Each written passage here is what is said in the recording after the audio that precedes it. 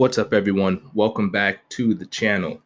Today, I want to talk about some mistakes that I have made throughout the time that I have been in the stock market. With this portfolio, as you can see, I started trading in February. So it's going to be a year in about maybe 2.5 months. And along the way, I've made several mistakes, but I want to point out one specifically that, I kind of regret to this day, but I've learned to live with it and never make that mistake again. And the mistake was actually with Tesla. So there was a time where I wasn't fully um, behind the idea of Tesla, and I wasn't as familiar with it as I am now. And I'm certainly convinced now that the stock is going to go way higher than it is right now. And I think a lot of people that don't see it, but I remember when I didn't see it myself and I thought, you know what, let me just, buy one or two shares and it'll be okay.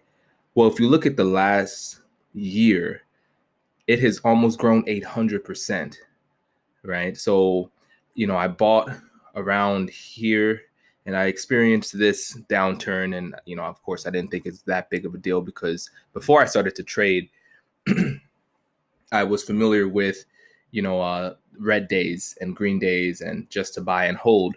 But I wasn't too, what's the word? I wasn't too convinced with Tesla yet. So I was buying and I was selling it. So I was just swing trading Tesla. Um, Thinking that it was going to stay at a certain price. And I remember swing trading, I forgot exactly where it was, but I think it was probably right here. I think it was before the big jump. I swing traded it thinking it was going to go lower, and then voila, it went up way higher. So that's the first time I made a mistake with Tesla is when I bought and I sold, and literally the day after I sold is when the stock surged. And I did it again. I did it twice. I think I did it once right there, and just recently I sold.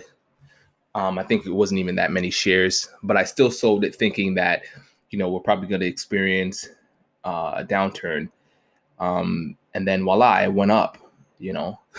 So I learned my lesson, and I know never, ever again to sell the Tesla shares that I have owned, that I currently own. I'm going to keep those shares for a very long time. And I encourage you all to do your research to have that sort of conviction for the stock like I do. So I hope you like and subscribe, and I'll see you in the next video.